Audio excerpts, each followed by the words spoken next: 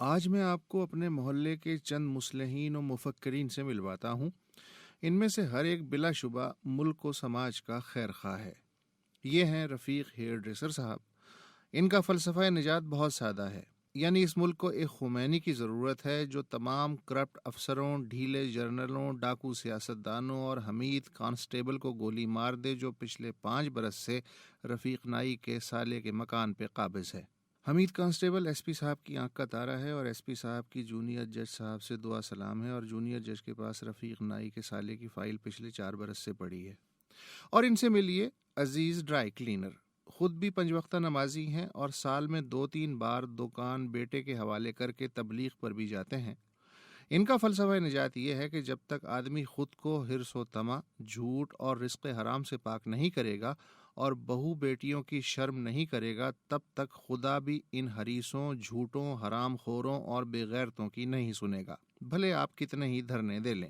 محلے کے چند بزرگ کہتے ہیں کہ عزیز دھوبی کی جوانی میں اتنی دہشت تھی کہ ایس ایچ او بھی اچھو بھائی جان کہتے ہوئے کرسی سے کھڑا ہو جاتا تھا۔ ایک دن اچھو آپ ہی تائب ہو کے عزیز ڈرائی کلینر ہو گیا، ابھی پچھلے سال ہی قتل کے 5ویں اور آخری مقدمے سے بری ہوا ہے۔ طالب قصائی کسی زمانے میں بھٹو صاحب کا جیالہ تھا، ویسے تو دھیمے مزاج کا آدمی ہے، پر جب وہ دائیں ہاتھ کی 2 انگلیوں میں چھری پھنسا کے آرمی بینڈ ماسٹر کی سٹک کی طرح تیزی سے گھماتا ہے تو سب اس کی بات کو سنجیدگی سے لیتے ہیں۔ طالب قصائی کا نظریہ یہ ہے کہ یہ قوم خود کو بھیڑ بکری سمجھنے لگی ہے اور بھیڑ بکریوں میں کوئی لیڈر پیدا نہیں ہوتا، کوئی بھی انہیں ہکال سکتا ہے اور سب چھری تلے آنے تک میں بھیں بھیں ہی کرتے رہ جاتے ہیں۔ ہماری کھال، سری، پائے، اوجڑی، آنتیں، چھیچڑے، بال سب بک جاتے ہیں۔ جب تک زندہ ہیں بس چارہ ہی ملے گا۔ جس دن ان بھیڑ بکریوں نے اپنے سینگ پہچان لیے، میرے جیسے قصائی کی دکان بند ہو جاوے گی۔ اور یہ ہیں حضرت مولانا فیض عالم۔ جب محلے کی مسجد کمیٹی نے انہیں خادم سے مؤذن اور مؤذن سے پیش امام کے منصب پہ فائز کیا، تب سے ان کے افکار بھی ہویدا ہونے لگے۔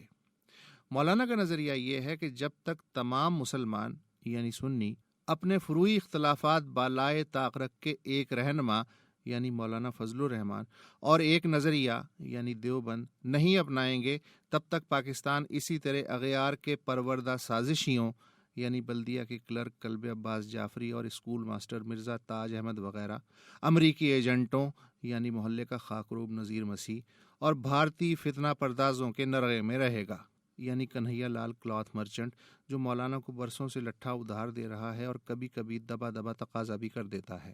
بیشتر قومی رہنماؤں کی طرح میرے محلے کے یہ مفکر و مصلح بھی کوئی بہت زیادہ پڑھے لکھے نہیں اور نہ ہی کسی شے کے بارے میں بہت زیادہ جاننا یا سر کھپانا چاہتے ہیں، مگر سب کے سب صاحب نظریہ ہیں۔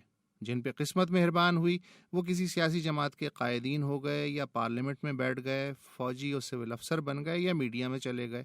جو قسمت کے ہٹے رہ گئے وہ رفیق ہیئر ڈریسر، عزیز دھوبی، طالب قصائی اور مولانا فیض عالم ہی رہ گئے۔ بس اتنی سی بات ہے۔